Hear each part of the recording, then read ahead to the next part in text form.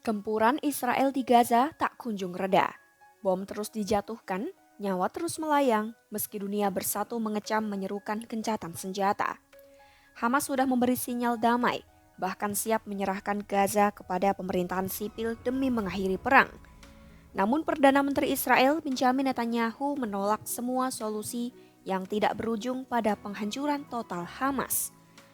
Banyak analis meyakini perang ini bukan lagi soal keamanan tapi tentang kelangsungan kekuasaan Netanyahu sendiri. Masalah apa yang sedang dihadapi Netanyahu hingga ia rela mempertaruhkan ribuan nyawa demi melanjutkan perang? Simak selengkapnya dalam video berikut.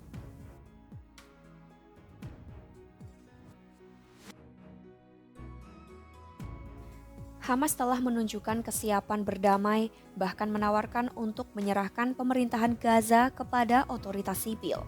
Langkah ini dianggap sebagai sinyal serius dari Hamas untuk mengakhiri pertumpahan darah.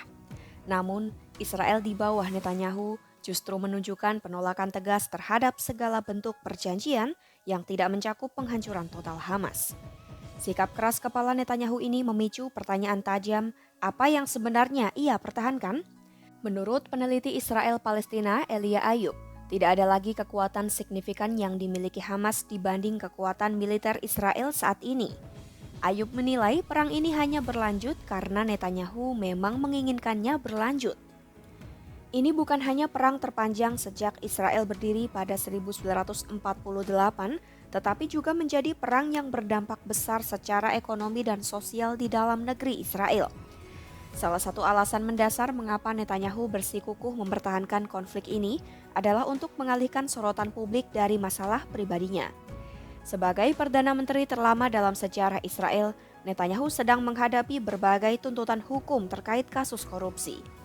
Selain itu, ia juga berada dalam tekanan besar akibat kegagalan sistem keamanan Israel yang menyebabkan serangan mendadak Hamas pada 7 Oktober 2023. Jika perang ini berakhir, banyak analis percaya publik Israel akan menuntut pertanggungjawaban langsung dari Netanyahu atas kelalaian tersebut.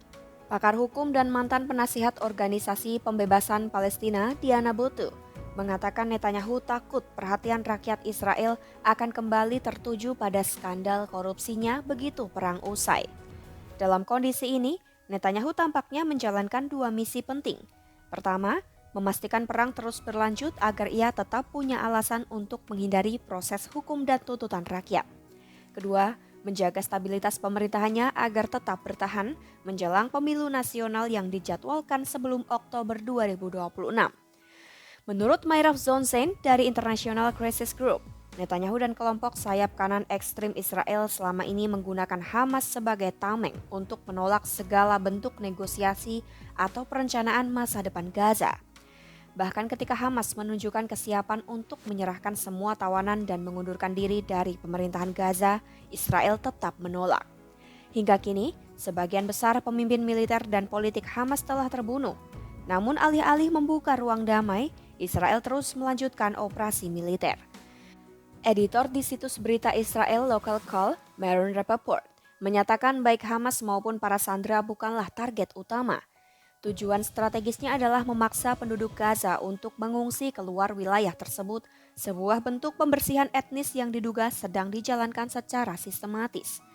Bahkan menurut survei yang dilansir Haaretz, sekitar 82% warga Yahudi Israel mendukung pengusiran warga Gaza. Netanyahu dinilai sadar akan menjadi kambing hitam atau pahlawan. Jika ia berhasil melaksanakan pembersihan etnis di Gaza, ia bisa mengeklaim dirinya sebagai pelindung Israel dari ancaman negara Palestina.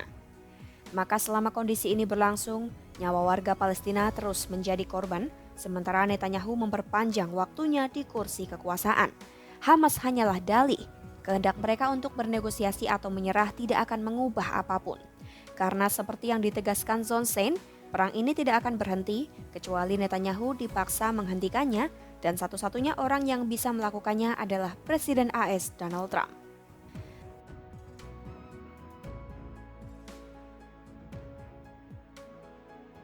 Pada Sabtu 7 Juni 2025, Hamas mempublikasikan foto terbaru Sandra, Matan Zengakur, yang menunjukkan kondisinya lemah dengan kantong infus di latar belakang.